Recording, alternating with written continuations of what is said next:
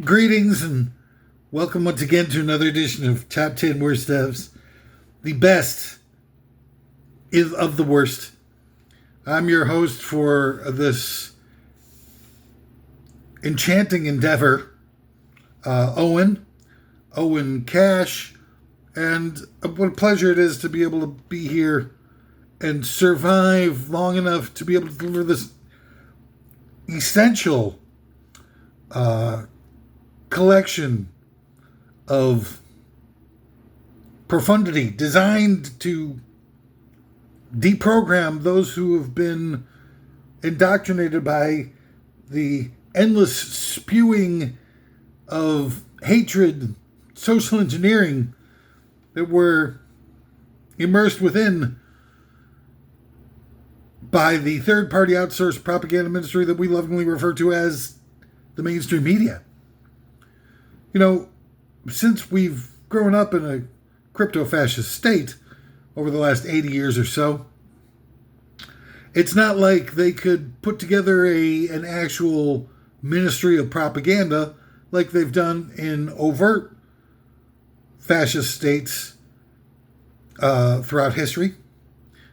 They've had to do it on the sly, on the DL, where they've put together a co-op, if you will, between the PsyOps pros and Madison Avenue and all these other brainwashed experts throughout our society that have been monetized and paid for by the corporate culture mechanisms of hate and the policies and the ruling elite agenda of all of this brainwashing has been set out by the high-level PsyOps pros and such, located in the sub-basement of the NSA and the NSC and all that kind of really great stuff, in fact, but have been implemented by private industry who are working in consort with the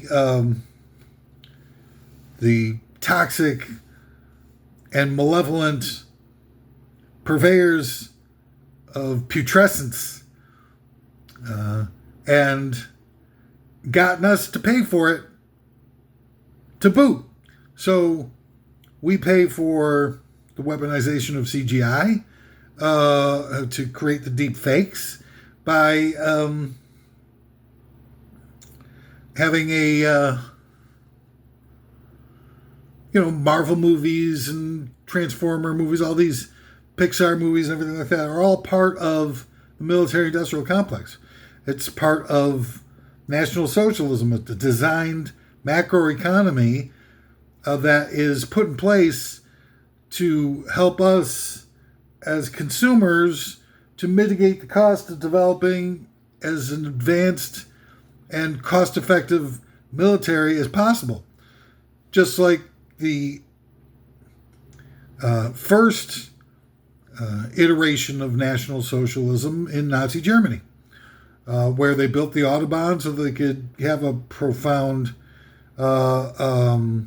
growth of the automobile industry, which is an essential part of a macroeconomic plan, so that the economies of scale of widespread private ownership of automobiles can help defray the costs of building a tank engine or defray the costs of refining and sourcing oil, which you'd never be able to do or afford if it weren't for having massive amounts of private automobile ownerships in the society. And the same goes for, NASCAR, which is all designed in our society to be able to build high-performance engines where the people going to NASCAR events and the socialism of commercial TV redirects assets within our society economically into paying for commercial ad space that money is in turn used towards putting NASCAR's research and development team in touch with the needs of the military hardware people, so that they can have we can pay for a lot of the research and development that goes into engines that are used in tanks and armored personnel carriers and plane engines and various different refined fuels that are necessary for these more advanced vehicles. And we pay for all that stuff, or a lot of it. And they'd never be able to, with just a measly little $1 trillion, that's barely enough to be able to cover the ongoing needs of, deploying the military everywhere and running the Pentagon and et cetera, all this, sort of just massive amounts of infrastructure and soldiers' salaries, et cetera. So without us doing, and there's a private ownership of guns is the same thing, where our owning guns helps defray the manufacturing costs by the economies of scale for when every 5 years the military needs to buy, fresh guns, and probably not much more than that. They can have all the factories are open, all the gun manufacturers and the techs and all the, line workers and stuff like that are still employed and fully trained. And that never would be able to happen without private ownership of guns in the United States. And that's why, the politicians won't / can't get rid of private ownership of guns, not because of, they don't care. 50,000 dead every year is acceptable collateral damage to these military maniacs.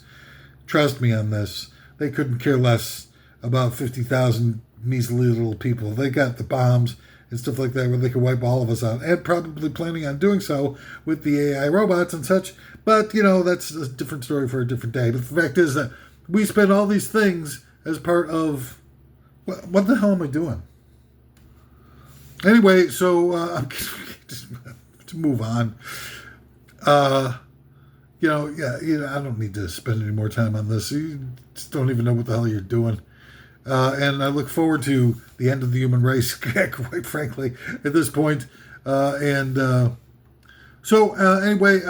where was I? Oh, yes. Before we go into today's list is something special. Top 10 worst cartoon characters ever. Like, ever, I'm telling you. Now, these aren't going to be my personal ones. These are, my personal ones would include, like, Bugs Bunny dressed as a woman. And stuff like that. I think, who's the Hippo Hurricane Holler, that guy? The Hippo Hurricane Holler. And Snaggletooth, or whatever. That guy. Some of my personal favorites. Super Friends. I was a big fan of Super Friends before I knew what the hell was going on in the world. But no, this isn't going to be my personal favorites. This is going to be, I've come up with a way of objectifying a tabulation, a matrix of scores done on a spreadsheet and run through a dollar cost averaging. I don't know what I'm talking about. Whatever. Just shut up and go along for the ride. It's all about suspension of disbelief. Like, you can't suspend disbelief for all the other things that you're, being force-fed in our modern-day society and just being like, oh, okay, I believe that. And you won't extend that same courtesy to me? You be talking to me? You must be talking to me. There's nobody else here. Why are you... All right, so before we get to cartoon, first of all, I'm not responsible for anything that I say here. If you hear something that sounds like it could be like, ooh, wow, let's turn this guy in and see if we can get the reward money, then, that's dirty dealing from the bottom of the deck. Really, I just don't know what to think of you if you, try to do something like that. But no, I'm talking more along the lines of like, hey, like saying that the United States macroeconomic policies are based on principles pioneered by the Nazi Party in Nazi Germany, and tried to suggest that because of the similarities of the two, that we are somehow the continuation of Nazi Germany, that the guys who funded the building of the Wehrmacht and the implementation of all these macroeconomic principles, they are like essentially, they all got off scot-free, the guys who paid for behind the scenes. And they had tons and tons of money that they made from, their exploitations, their war profiteering during World War II. And they were building, a lot of them, like General Motors and Ford, were building weapons for both sides. The General Motors and Ford factories, Opel factories in Nazi Germany were kept open throughout the entirety of the war with the same managing team that they had before the war. And GM and Ford were extracting profits the whole time from Nazi Germany. So they're building the tanks and etc. that were being used to kill Americans, and building the weapons in America that were used to protect. Why they built factories in Nazi Germany during the Depression instead of building them here and exporting all that stuff to Nazi Germany is something that needs, real examination. We need to figure out exactly why these things are doing. I mean, the people talk about the fact that just out of nowhere, the Nazis are, 30% unemployment and they got nothing. The country's imploding. And then 2 years later, they're fighting in the Spanish Civil War, which they didn't even really need to get involved with. So there's something really weird going on, and I think I'm explaining about that at that time, there's only a few people in the entire world who had enough money to be able to build a Wehrmacht just like out of nowhere in 1933. And stuff, and those are like the Krupp's family, the Windsor family, Harriman family, Ford, and Alfred P. Sloan, and a few others. I.P. Farben, I think, is nobody else. There are no other usual suspects. Those are the only guys who do it. All of them, Charles Lindbergh, all of them are pro. Nazi hate group types to begin with. And they loved all this stuff. Henry Ford was a massive dyed-in-the-wool anti-Semite. Alfred P. Sloan and, Farbens and the Harrimans and blah, blah, blah. All these guys were super, ultra, mega racists. And so, I mean, those guys survived past the war and, immediately following the war, rather than create another target to be destroyed by the United States, as was the case in the Civil War and World War II.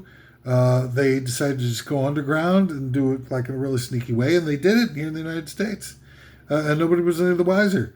Here we go with another iteration. Call it the Fourth Reich, the continuation of the Third Reich, the continuation of World War II. I don't know what you're going to call it, but the fact of the matter is that's what's going down, and that explains everything. It's just, all of a sudden when Eisenhower, the head of the military, got to be in charge of the civilian government, everything changes in the United States. Everything. There's a giant purge. Everybody's being eliminated. All the progressive leftward-leaning people are just completely destroyed for decades upon decades. With nobody even giving it a second notice. And so, I mean, there you have it. It's just, that's, I'm not talking about that type of stuff anymore. Just going to go straight into the list. So shut up in your face and pick up a history book once in a while, you stupid. Well, it's not like the history books are going to tell you any of this stuff anyway. But it's a slam dunk. Nobody talks about where the money came from to build the Wehrmacht and the Autobahns and everything like that. They say, what would they secure loans? What would they secure loans from? Nobody had the money. The peak of the Depression. And again, Germany was massive amounts of debt from the harsh terms of the, I almost said Truman Show. The harsh terms of the Truman Show, the harsh terms of the Versailles Agreement, as well as hyperinflation and all kinds of different stuff. But then 18 months, they're like completely turned around. The number one technologically superior military in the world, and it had to come from somewhere. And this whole idea of building weapons for both sides in a war is exemplified again during the Iran-Iraq war, where the United States is selling arms to Saddam and also using the sale of crack to raise money for arms, and then having the Israelis sell those arms to the Iranians. And it's like, hey, outwardly they're saying that they want to, foist a Holocaust on each other, but behind the scenes, Israel and Iran are trading arms, and the arms that they're trading are arms that Iran uses to fight against Iraq. So there's another iteration of the United States building the arms for both sides of a war and just taking the profit for themselves. And it's, really sort of sick and gross. But anyway, so you've got this top 10 worst cartoon characters idea. And let's just go on with it, shall we? I had another point to make, but I've been doing this now for 5 hours straight. Middle of the night, my body's weak. I'm on the run, no time to sleep. I gotta ride right like the wind to be free again. All right, so top 10 worst cartoon characters. Number 10, Brian the dog from Family Guy. Brian the dog, my beef with Brian the dog. All beef dog right here. Is they created this character to be liberal. He's the only character on that show that has a political orientation at all that's known in the show. And he's created to be ignorant, self-imposing, holier than thou, hypocrite, who's completely dumb, doesn't know anything, and keeps, running his mouth like he's like God's gift, that his own farts don't stink, etc., etc. But that none of that's the case. The farts, they're stinking. It's designed specifically to be a detractor on liberal-minded people. And that's the way it is. So, screw that. Screw Seth MacFarlane. He does a lot of that type of stuff. They had an episode, that depicted Rush Limbaugh as a enormously kind-hearted person who, at the end of the episode, converts into an American Eagle. And it's just like, why would anybody think of Rush Limbaugh as anything besides a liar and a tool of the aristocracy? Yes. Where was I? Number 9, the top 10 worst cartoon characters. Scrappy Doo. Scrappy Doo's no, real, heavyweight controversy in my book. Really, it's just so freaking obnoxious and stupid that, Scrappy Doo starts coming around. It's like Oliver from the Brady Bunch. The minute they had Oliver start showing up, the series just implodes and it's not worth watching anymore. It's the Jump the Shark identity that you get, when Fonzie jumped the shark in Happy Days. Oliver comes into the Brady Bunch. Scrappy Doo shows up on Scooby Doo. It's all over. They've gotten to the point where they just completely lost touch with what drives their audience, and just sort of grasping at straws. Number 8 of the top 10 worst cartoon characters, Mushmouth. Now, he was one of the Cosby kids back in the Fat Albert Show days. Now, Mushmouth, that's difficult to discuss, but Mushmouth is like slurs his words because of his gigantic lips, and he's looks he's drawn to be like kind of dumb and sort of self-satisfied and such. But he's the guy who does the blah blah blah blah blah blah blah type of voice where you can't even follow along with what he's really saying, and it's super super racist, aggressively racist character that just real regrettable. Number 7 of the top 10 worst cartoon characters. The entire Great North. There's a show called The Great North, or I think it just got canceled. And it's by the same guys who did Bob's Burgers and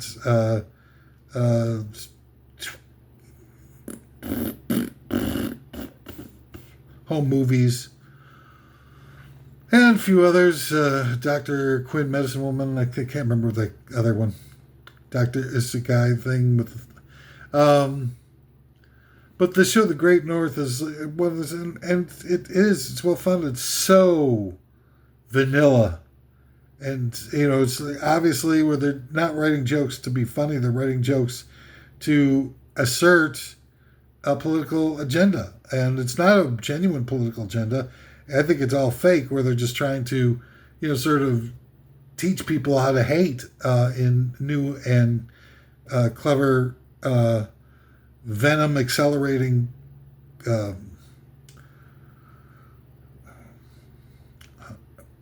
idioms. And I just don't, I don't really, I've tried to watch it and it's so bad and so unentertaining, but the jokes are so, low-hanging fruit, and the characters are obnoxious and dull. You got to throw in a woke element here. You just have to, and I'm not casting aspersions on the idea of woke when it's in the hands of people who genuinely feel the need to be expressive, to help people have a expansive comprehension of life in our historical perspectives and context of all of us trying our very best to build a world based on intellectual strengths and power of individuality and inclusivity, so that it really does eventually get to be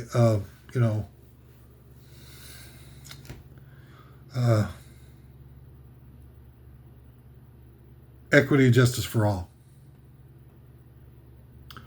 And but Great North is just horrible. It's just it's enervating how milquetoast this series is. It's just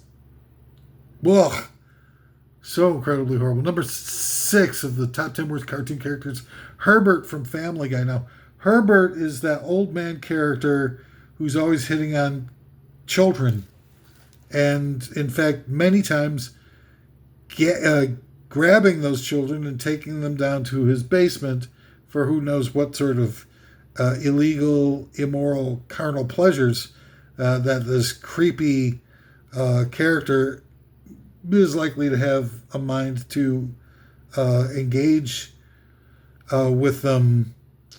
And it's, I guess, back in the day with a little less, more sensitive cultural mechanisms, that this type of thing was considered to be,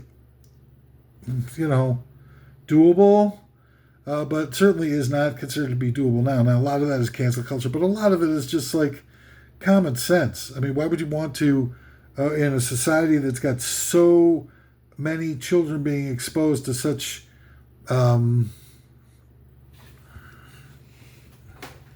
regrettable abuses, so many regrettable abuses. We've got, parents are abusing their kids by lying to them about Santa Claus and the Easter Bunny.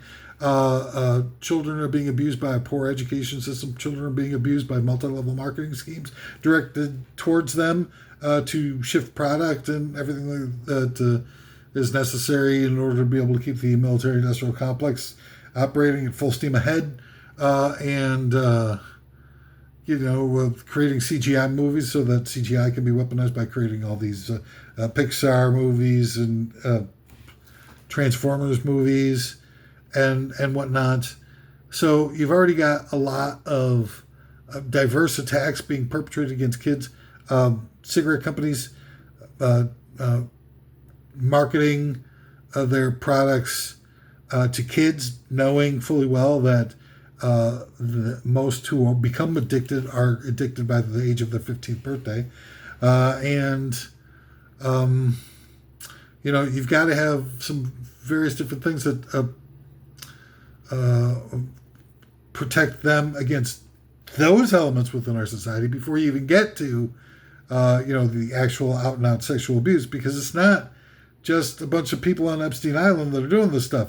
You got a bunch of people who are doing 1 out of 9 kids is sexually abused every 9 minutes in the United States. A kid is getting sexually abused. 33 of the states in the United States allow for child marriages, where adults are marrying children, and stuff like that. And you have, shows like, and it's not just Herbert from Family Guy, but the worst, I think, out of all of this, it's just there are too many characters to name, is the show Big Mouth, where I think it's the first episode where they show like a depiction of a 13-year-old's pud, and like a super close-up of it. And I'm like thinking, like, who the hell are these deviants that are, number one, who are creating this stuff, and number two, distributing this stuff? They should all go under the jail, as far as I'm concerned. Especially with all the people who are, sort of wising up to how the power brokers are running roughshod over us morally by not doing anything investigation of Epstein Island. But this is a society that's built and driven on a lot of abuse anyway. I mean, what did people really do to get back at the Catholic Church after, not only just having kids being systematically abused, but to actually have the church relocate priests into different parishes and whatnot to keep on molesting? Our society is built on a legacy of hateful child abuse at a widespread level that nobody's really even, sort of comprehending and admitting. It's there's a giant sickness in this country that we're not nowhere close to being able to addressing. And it's almost too late. And the people who are perpetrating all these things that are responsible for it, who won't do anything about it, are about to win. I mean, win everything. Not just like the 2026 NBA basketball finals. I'm talking about winning everything, where there won't be any need for for us anymore to create their wealth off of our backs. And luxury items. They can have the AI robots do anything, and they can just get rid of the human freaking race. God damn it. Number 5 of the top 10 worst cartoon characters of all time, Flight of the Valkyries version of Elmer Fudd. And that's the one where he goes, "I'll kill the rabbit," and he kills Bugs Bunny. At the end of the movie, short film, Bugs Bunny's dead. Bugs Bunny dies. Flight of the Valkyries version of Elmer Fudd finally gets Bugs Bunny. He kills him. So that's not nice. That's not right. I mean, I remember when they started editing Warner Brothers cartoons. It was on Saturday morning. Warner Brothers cartoons forever. And then all of a sudden they started editing out all of the crashes, bangs, and booms. I think they started with the Coyote, Roadrunner Coyote cartoons, where they edit out all the crashes and explosions and stuff in an effort to try and inoculate kids from the violence of these cartoons. And it just, I don't know. I mean, it took the stuffing out of it for me. It just was, what's the point of doing these things without, presenting them in the manner within which they were created. But also, it's like it just wasn't worth watching anymore. It was just sort of compromised on such a level that it was pointless to be able to even like present it to the public. So just get on with your censorship and censor everything. Just to put a blank screen in front of people with like big bold letters that say obey and consume and you suck. Things like that is where people just are indoctrinated in fairly straightforward mechanical sense of it. And I don't know, maybe flash some strobes and stuff so they go into hypnotic trance and Bob's your uncle. And number 4 of the top 10 worst cartoon characters of all time, you got to have Mickey Mouse. I mean, because like really, who the hell knows what Mickey Mouse is? Like I see it everywhere. Obviously, Disneyland is the symbol of the mascot, the motto, logo of Disney. But who is Mickey Mouse? Like Bugs Bunny is a wise cracking rabbit who goes and comes up with all these clever ways to survive in the face of Elmer Fudd's and Yosemite Sam's and monsters, etc. And you get Tweety Bird. It's obviously that cutesy little thing, but a tough cookie, that Tweety Bird, right? So you have identifiable characteristics and personality types that are associated with these characters to this day, where people know, Sylvester the cat, he's stopping at nothing to try to, catch Tweety Bird and eat him. And Coyote, that he's got all his little Acme weaponry and stuff. And you have this sort of sardonic Roadrunner who's, always do these turns of the camera and the beep beep and stuff.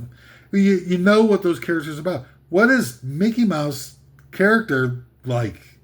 Like, is he smarmy? Is he satirical? Is he, super crazy and horn dogged? Is it, is like a Pepe Le Pew type? Or what is it? I mean, what is it that, why people will be a fan of Mickey Mouse, the character? It's just like nobody remembers any of that stuff, do they? I mean, maybe they were running all the Mickey Mouse cartoons on the Disney Channel for years and years and years, where people would actually see the stuff and be like, oh, he's like sort of like an adventurous, kind of cutesy, milquetoast, jerk-off character. I don't know, but in fact, it's like, it's always seemed to me like a sterilized nothing, like just a picture of a guy, but, as time went on and I started to learn things about various different symbolic elements with our culture, I started to realize that Mickey Mouse is actually blackface. Now, not just because of what I think many people would be sort of presuming with the black skin tone of the mouse, the dark black charcoal color that they used that was reminiscent of some of the cartoons that they did in the 30s and such, which depicted black people as inhuman gorillas with a minstrel show personality defects and ignorance and that type of thing, like Kimmel did with Karl Malone on The Man Show many, many times. But no, you've got, really what concerns me is the white gloves, because the white gloves were part of the costuming of blackface. And here is, 100 years later, and Mickey Mouse is still wearing those white gloves. That is actual minstrel show costuming for a blackface. So the blackface outfit would have white gloves and stuff, and that's what Mickey Mouse's white gloves are. He's blackface. And look, you don't have to really, it's not a stretch of the imagination that the Disney Corporation would be heavy into bigotry and racism.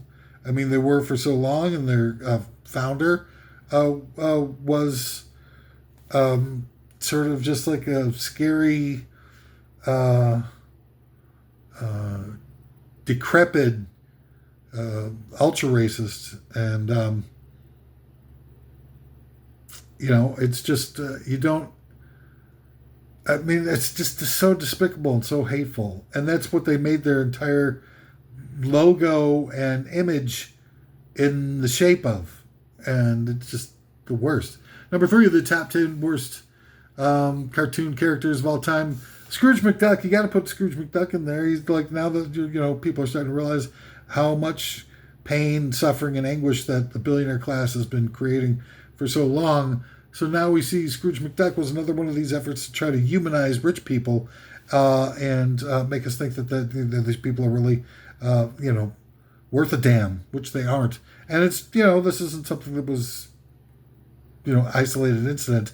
He had them doing it, for Bruce Wayne, and, Iron Man was Tony Stark, and, Prince Charming, and whatnot, all these various different super rich characters that are shown and depicted in the movies and in cartoons as being kind-hearted, societal-minded, self-sacrificing, heroic people who are out there doing everything that they possibly can to make the world a better place for the working class and such.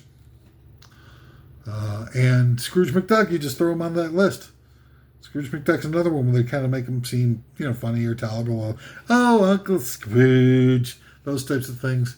But that guy needs to be, at the bottom of the dog pile when it comes to the rich people depicted as humans of Bruce Wayne,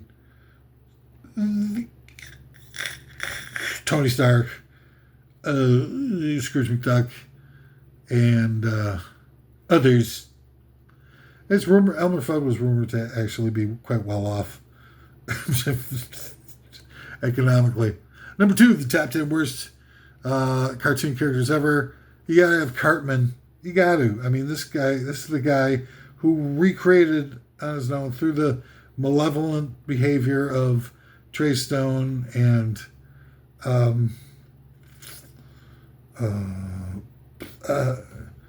Matt something.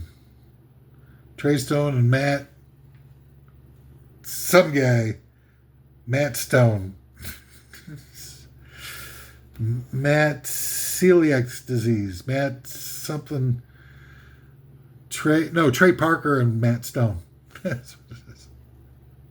Celiac disease. You stay away from that gluten. No,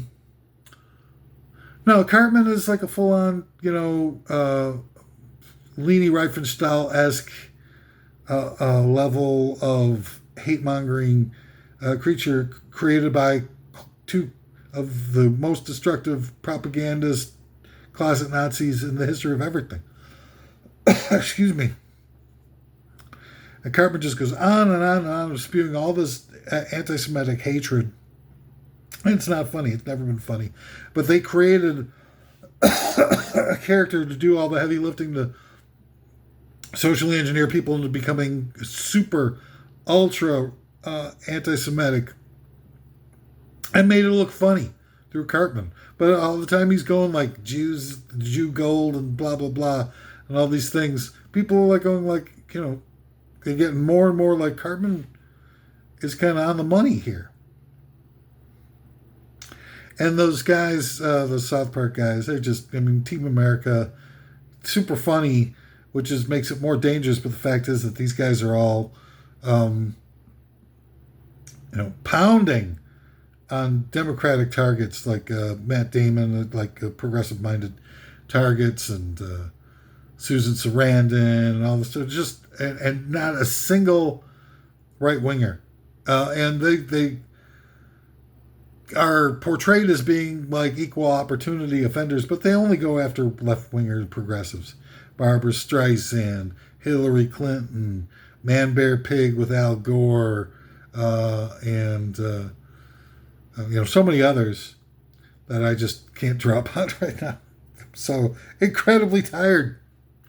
And the number 1 of the top 10 worst cartoon characters of all time, gotta be Papa Smurf. You know it. Something funky's going on with those freaking Smurfs. Let me tell you something. They got like 100,000 Smurfs, male Smurfs, and one Smurfette. Like something weird is going on here. Like how do they reproduce by the tens of thousands?